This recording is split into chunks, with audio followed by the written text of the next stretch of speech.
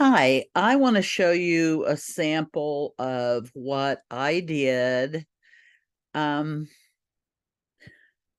on this sample essay so that hopefully you will look at this, you'll watch the video, and you'll see the example and do a good job on your practice photo analysis, which is due at 11:59 on Sunday, the 17th of September, and every part of it, just like this one, must be completed.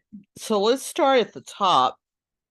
On all of your papers, when you're turning in, especially a major paper like this one will be when you do the final, what I want you to do is start at the very top. The first thing you need to do is go to Insert. Then you go over to page number. You do not put the header in. It knows where to go. Insert header. Okay, and it'll go in the top right-hand corner. It'll show you a page number, and you type your last name and a space before that. So what that does when you do that insert page number, it changes the page number.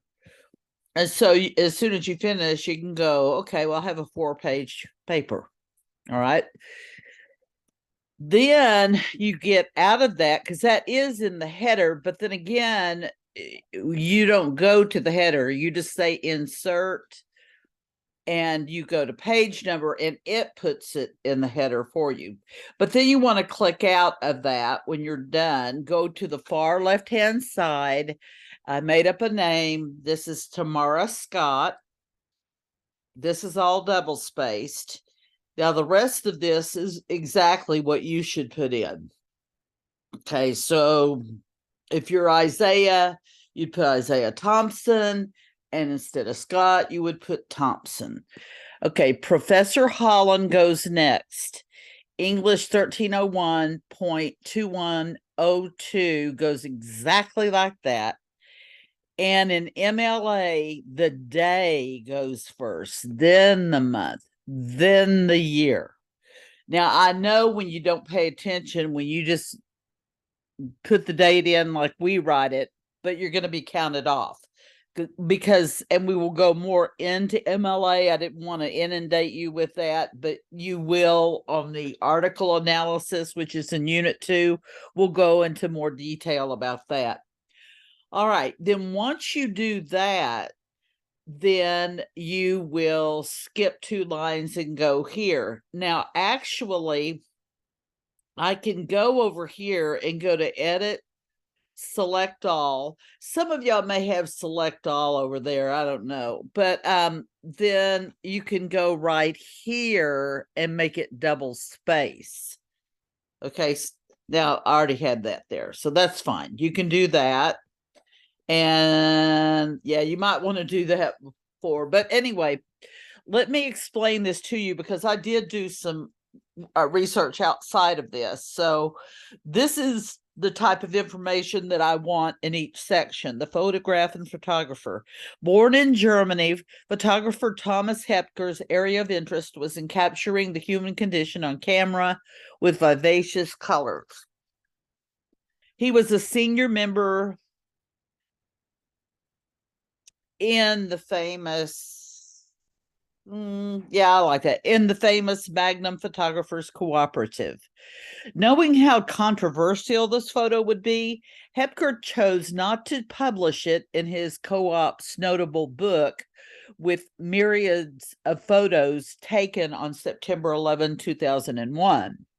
While other pictures of capturing the horror of the attacks on 9/11 appeared in the book of Magnum Pictures, the 3-time winner of the World Press Award, I'm saying what his awards were, knew that the casual scene taking place as the Twin Towers and everyone in them were reduced to ashes and rubble across the East River depicted the lack of concern these people had for an unspeakable tragedy. So I'm giving you a view of what his mindset was. This was not a picture that I ever remembered seeing on 9/11. The ones on 9/11, most of these in the book were devastation, salvation, desperation, victory, but not of people not giving a whit about what's going on across the river. So he was smart enough to know that he didn't want to mix that in with all of these other ones that Americans were looking at. They weren't ready in his mind. Okay, so this actually, there's not a lot of space up here. I would hit that one more time. And then, yeah, then there's plenty of room between the header and this section. Context and location. The brilliant blue skies above New York and the equally dazzling blue water of the East River stand out, as do the evergreen trees on either side of the young people casually talking at a park in Brooklyn. Against those vivid colors is actually, I don't need a comma there, is the crumbling Twin Towers sending up a plume of dark smoke that shadows, see, I've got to change that up, the remaining buildings in a dark gray. The triangular shaped bridge. Okay, see, I actually was adding some spaces, so go back through it just and make sure that you don't have extra spaces. The triangular shaped bridge between Brooklyn and Manhattan Island stands alone, not along, in the background, untouched by the two jetliners who destroyed two buildings that took 14 years to build and less than 2 hours to fall.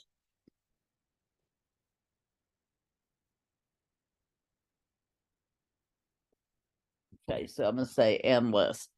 See, I did some extra, what do I say, research to let the viewer know a little bit more. Now, what are my observations? This is where you're going to, I would write a short paragraph that outlines which three elements your photographer is using, and then write a paragraph on each of the three. So I wrote this up here, then this is my lines paragraph. This is my color paragraph. This is my space paragraph. Okay, so let's go up here. Hopker's use of lines, colors, and space add depth to this controversial photo. So I'm telling you up front what his elements were that he used, the ones that I'm going to go into detail about. He shows the viewer two seemingly different worlds that coexist in one of America's bleakest days. Now I'm going to lines because I mentioned lines first here, okay, and then colors and then space. So I'm going to go in that order. Lines play a major role in separating this picture into two sections, blissfulness and annihilation.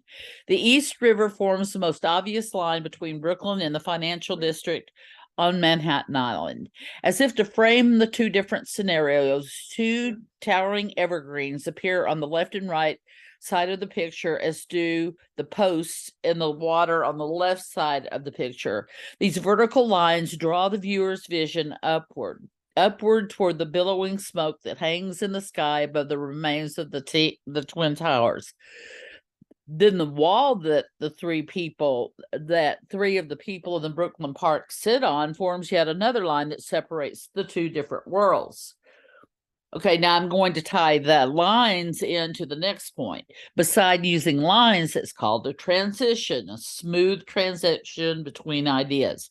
Beside using lines, Hopker's effective use of color brings the picture to life.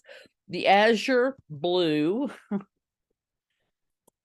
sky with puffy cumulus clouds remind the viewer that Monday, September 11, 2001 started out as a beautiful morning.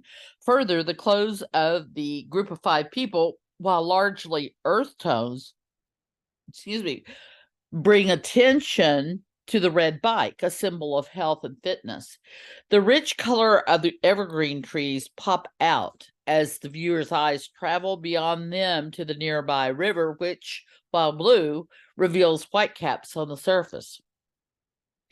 So now I'm bringing, you don't have to bring in the lines, but definitely the colors. I just brought both of them in. Well, lines and colors fill the photograph with aids that help the viewer interpret the entire photograph. The space not used is equally important. Working from the bottom of the picture and moving upward, the concrete offers a clean slate for shadows to appear or not appear. Interesting, not all of the 5 people cast a shadow on the cement, while the bicycle does. Okay, see, I've got gaps here. If you don't go back over your work, you're going to have them. I'm going to count off. One has to wonder if Hupker edited the picture to remove them, meaning, well, I'd say the shadows, because it's not clear what I'm talking about there, is it? Or if they really did not appear in the original photo. The sky, possibly the greatest blank space in the photo, shows a canopy of smoke against an otherwise peaceful sky. I would say, I'm going to say backdrop, because I already said sky.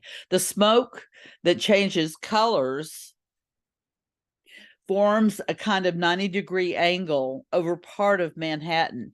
In between the blank space of the concrete in Brooklyn and the sky over Manhattan, 2 incongruent photos of the same day and at the same time reveal something about the nature of mankind, which is a great segue to go to my message, which is the last section. And I took out that extra space. When one discovers that Thomas Hepker initially refused to release his photograph in a book with other pictures of 9/11, he can perhaps understand Hepker's perception of the impact of this picture in the scheme of things on September 11th. You know, I'm going to take that part out. In the scheme of things. Yeah, everything 9/11. Many pictures showed people standing in open gaps of the buildings, hoping against hope that they would be rescued. Others showed people leaping from the towers to their deaths, and some showed people being rescued. Pictures of firefighters raising a flag at ground zero and entering the towering infernos brought hope to America's arguably darkest day. While according to at least one critic, Hepker's message had to do with how humans do not ever seem to learn from their mistakes. Okay, that was a sentence fragment.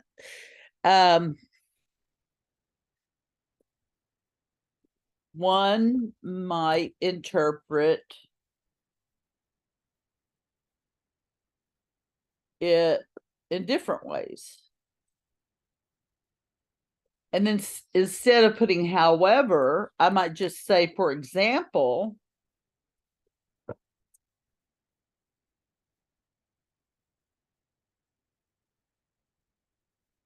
I'll just say a person could argue that despite the bruising and death as depicted in the smoke above ground zero, I'm going to put purple. I'm going to go ahead and put the color there because I really didn't talk about it that much in the color paragraph.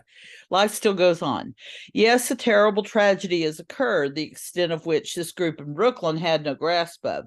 Instead of showing the terror on the faces of victims, the desperation of those who would rather jump than burn in an inferno, the heroic acts of firemen and other rescuers, and the anguished faces of survivors, the viewers of this photograph see a group of young people seemingly oblivious to the happenings across the river and, more frighteningly, shirking off a horrible tragedy that would cost thousands of lives.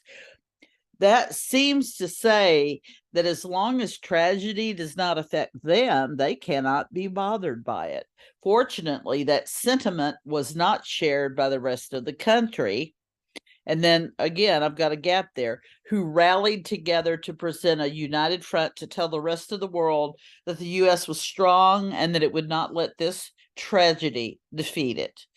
Okay, so, and I would probably go over it a little bit more, but you should go into at least 4 pages. So this is really 3 1/4. Okay. So go ahead. All of these need to be filled out. I'm going to post this with the video, and I will really be looking forward to seeing these on Sunday night. Okay. Thank you.